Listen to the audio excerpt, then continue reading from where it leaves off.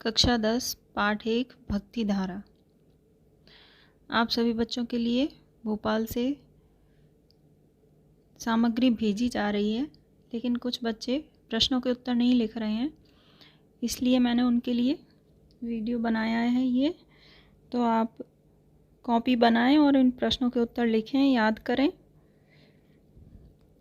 सबसे पहले हैं अति लघुत्तरीय प्रश्न। पहला प्रश्न है, पद में मीठे फल का आनंद लेने वाला कौन है? इसका उत्तर है, पद में मीठे फल का आनंद लेने वाला गूंगा व्यक्ति है। अवगुणों पर ध्यान न देने के लिए सूरदास ने किससे प्रार्थना की है? इसका उत्तर है, सूरदास ने भगवान कृष्ण से अवगुणों पर ध्यान न देने की प्रार्थना की है। पारस में कौन सा गुण पाया जाता है? इसका उत्तर है, पारस में यह गुण पाया जाता है कि वह लोहे को छूकर शुद्ध सोना बना देता है। जायसी के अनुसार संसार की सृष्टि किसने की है? इसका उत्तर है, जायसी के अनुसार संसार की सृष्टि ईश्वरीय सत्ता ने की है। ईश्वर ने रोगों को दूर करने के लिए मनुष्य को क्या दिया? इसका उत्तर है, ईश्वर ने रोगों को दूर करने के लिए मनुष्य को औषधियाँ दी हैं। स्तुति खंड में जायसी ने कितने दीपों और भुवनों की चर्चा की है? स्तुति खंड में जायसी ने 7 दीपों तथा 14 भुवनों की चर्चा की है। जायसी ने किसका स्मरण करते हुए कथा लिखी है? इसका उत्तर है, जायसी ने सृष्टिकर्ता ईश्वरीय सत्ता का स्मरण करते हुए कथा लिखी है। अब इसके बाद है लघुत्तरीय प्रश्न। पहला प्रश्न है, सूरदास ने निर्गुण की अपेक्षा सगुण को श्रेयकर क्यों माना है? इसका उत्तर है, निर्गुण ब्रह्म का न कोई स्वरूप है, न पहचान है, उसकी जाति गुण आदि का भी पता नहीं। निर्गुण ब्रह्म की स्थिति के विषय में भी कुछ कह पाना संभव नहीं है, जबकि सगुण ब्रह्म का रूप, रंग, आकार, प्रकार, माता पिता, भाई, बंधु सब कुछ निश्चित है। उसकी आराधना पद्धति आसान है। यहाँ पद्धति गलत लिख गया है, इसको आप सही कर लेना। आराधना पद्धति आसान है, अतः सूरदास ने निर्गुण की अपेक्षा सगुण को श्रेयकर माना है। अगला प्रश्न है, गूंगा फल के स्वाद का अनुभव किस तरह करता है? इसका उत्तर है, गूंगा व्यक्ति मीठा फल खाता है तो उसे वह फल बड़ा स्वादिष्ट लगता है। उसका आनंद वह अपने हृदय में अनुभव करता है। आनंद अनुभव करते हुए भी वह उस आनंद का बखान नहीं कर पाता, क्योंकि उसके पास वाणी नहीं होती है। अगला प्रश्न है, कुब्जा कौन थी? उसका उद्धार कैसे हुआ? कुब्जा मथुरा के राजा कंस की एक नौकरानी थी। उसका नित्य का कार्य कंस के माथे पर चंदन लगाना था। जब कृष्ण अपने मामा कंस के निमंत्रण पर मथुरा पहुँचे तो उन्हें सबसे पहले कुब्जा मिली।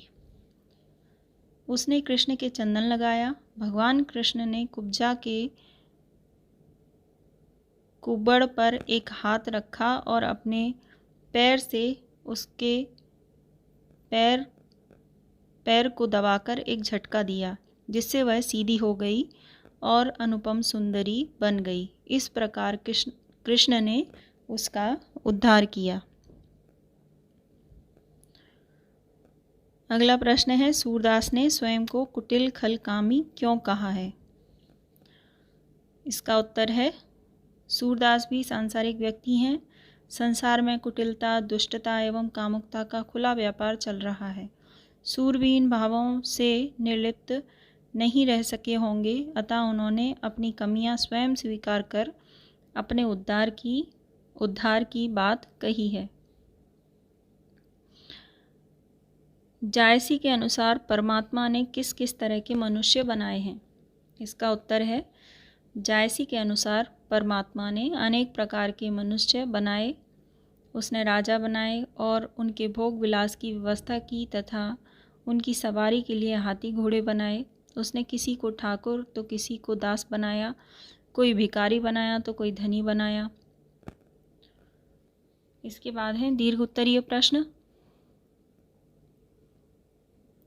पहला प्रश्न है, सूरदास ने किस आधार पर ईश्वर को समदर्शी कहा है? इसका उत्तर है, सूरदास के अनुसार ईश्वर समदर्शी है, वह भेदभाव करना नहीं जानते। इस संसार के भले एवं बुरे दोनों ही प्रकार के प्राणियों का उन्होंने उद्धार किया है। एक ओर उन्होंने रावण का वध किया तो दूसरी ओर रावण के भाई विभीषण को राजा बना दिया। निर्धन सुदामा को अपनी बराबरी का दर्जा प्रदान किया व राजसी ठाट बाट प्रदान किया। अजामिल जैसे अधम एवं पापी का उद्धार ईश्वर ने किया। कुब्जा को मुक्ति भगवान कृष्ण के कारण ही मिल सकी। इस संसार के समस्त अच्छे एवं बुरों का उद्धार प्रभु ने किया है। इसमें किसी प्रकार का भेदभाव ईश्वर ने नहीं किया, अतः वह समदर्शी है। निर्गुण और सगुण भक्ति में अंतर, यह इम्पोर्टेंट है क्वेश्चन, अक्सर पूछा जाता है, इसको अच्छे से तैयार कर लेना। निर्गुण और सगुण भक्ति में अंतर। निर्गुण में ज्ञान के द्वारा ईश्वर की प्राप्ति की जाती है। सगुण में भक्ति के द्वारा ईश्वर की प्राप्ति की जाती है। निर्गुण में निराकार ब्रह्म में आस्था होती है। सगुण में साकार ब्रह्म में आस्था होती है। निर्गुण में गुरु के महत्व पर ज़्यादा ध्यान दिया जाता है। सगुण में गुरु के महत्व पर अपेक्षाकृत कम ध्यान दिया जाता है। निर्गुण में सत्संग पर महत्व दिया जाता है। सगुण में भक्ति पर महत्व दिया जाता है। अगला प्रश्न है, ईश्वर ने प्रकृति का निर्माण कितने रूपों में किया है? वर्णन कीजिए। इसका उत्तर है, ईश्वर ने प्रकृति का निर्माण अनेक रूपों में किया है। उसी ने धरती, स्वर्ग, आकाश, पाताल आदि बनाए हैं। 7 द्वीप, ब्रह्मांड, 14 भवन, दिन रात, सूर्य चंद्रमा, धूप छाँव, बादल, बिजली सभी उसी की देन है। नदी, नाले, पशु, जीव, वन, जड़ी बूटी सभी उसी ने बनाए हैं। मानव को मानवीय भावनाओं, मानवीय उद्वेगों को जन्म उसी ने दिया है। संपूर्ण प्रकृति उसी की देन है। आपके इसी पाठ में कुछ ग्रामर भी दी है, व्याकरण। मनुष्य एक सामाजिक प्राणी है, अस्तु वह अपने मन के भावों और विचारों को प्रकट करना चाहता है और दूसरे के भावों और विचारों से अवगत होना चाहता है। वाणी या शब्द के माध्यम से ही वह भावों और विचारों का आदान प्रदान करता है। यही वाणी वार्ता, शास्त्र, काव्य या साहित्य के माध्यम से व्यक्त होती है। जिसमें ज्ञान विज्ञान की प्रधानता हो उसे शास्त्र कहते हैं और जिसमें भाव या प्रभाव की प्रधानता हो उसे काव्य या साहित्य कहा जाता है।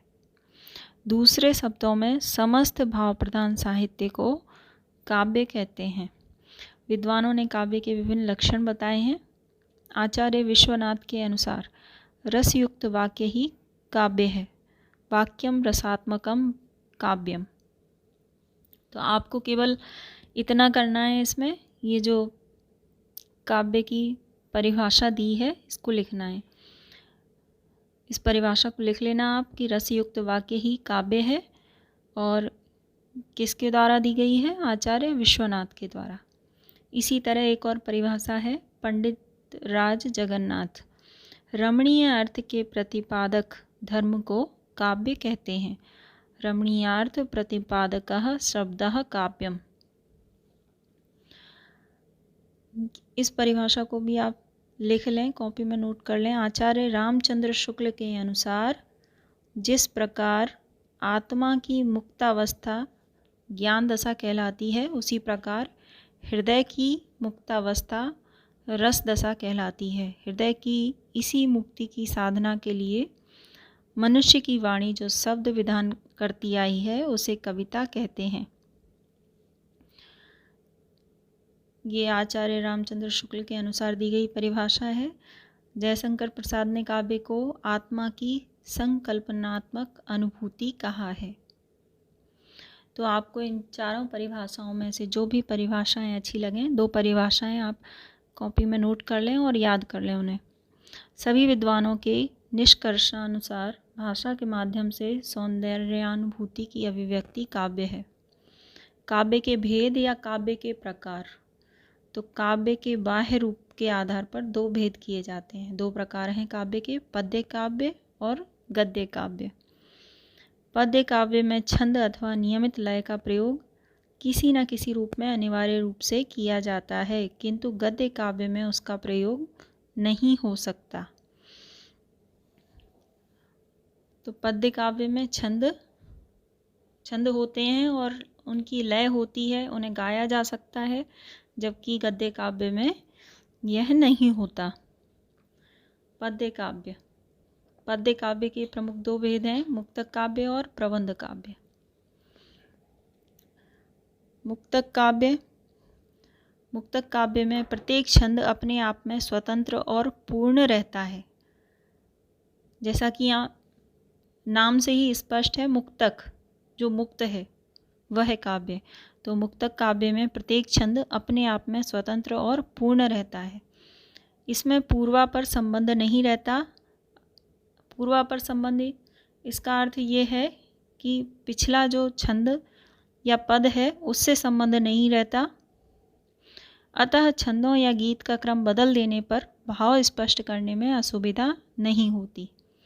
सामान्यतः इसके अंतर्गत गीत, कविता, दोहा, पद आदि आते हैं। सूर, मीरा, बिहारी, रहीम जैसे कवियों ने गेय पद मुक्तक काव्य के उदाहरण हैं। प्रबंध काव्य में अनेक छंद किसी एक कथा सूत्र में पिरोए हुए रहते हैं, क्रम से रहते हैं। छंदों के क्रम को बदला नहीं जा सकता। प्रबंध काव्य विस्तृत होता है, उसमें जीवन की विभिन्न झांकियाँ रहती हैं। इसमें किसी व्यक्ति के जीवन चरित्र का वर्णन होता है। तो यहाँ पर हमने जाना कि पद्य काव्य के दो प्रकार हैं, मुक्तक और प्रबंध काव्य। आपको इन सभी की परिभाषाएं लिखनी है, केवल परिभाषाएं। सबसे पहले पद्य की, फिर पद्य के दो भेद या प्रकार हैं, मुक्तक और प्रबंध। इन दोनों की परिभाषाएं लिखनी है व्याकरण की कॉपी में। अब प्रबंध काव्य के भी दो भेद होते हैं, दो प्रकार होते हैं, महाकाव्य और खंड काव्य। महाकाव्य क्या होता है? महाकाव्य में जीवन का अथवा घटना विशेष का सांगोपांग चित्रण होता है। बृहद काव्य होने के कारण ही इसे महाकाव्य कहा गया है। महाकाव्य के प्रमुख लक्षण हैं, लक्षण या विशेषताएं भी कह सकते हैं। अगर इस तरह से प्रश्न आता है कि महाकाव्य की विशेषताएं लिखिए, तब भी आप इन पॉइंट्स को लिख सकते हैं। महाकाव्य में 8 या उससे अधिक सर्ग होते हैं। महाकाव्य का नायक धीरोदात्त गुणों से युक्त होता है। इसमें शांत, वीर अथवा श्रृंगार रस में से किसी एक की प्रधानता होती है। महाकाव्य में धर्म, अर्थ, काम और मोक्ष की प्राप्ति होती है। इसमें अनेक छंदों का प्रयोग होता है। तो आज हमने व्याकरण में जाना कि काव्य क्या है, काव्य की परिभाषाएं, काव्य के दो प्रकार, पद्य काव्य और गद्य काव्य। पद्य काव्य के भी दो प्रमुख भेद हैं, मुक्तक काव्य और प्रबंध काव्य। प्रबंध काव्य के भी दो भेद हैं, उपभेद हैं, महाकाव्य और खंड काव्य। तो अगर आप प्रश्न पूछा जाता है कि महाकाव्य की विशेषताएं लिखिए या इसके लक्षण लिखिए, तो आप ये 5 पॉइंट लिख सकते हैं। इनको आप कॉपी में ज़रूर लिख लीजिए।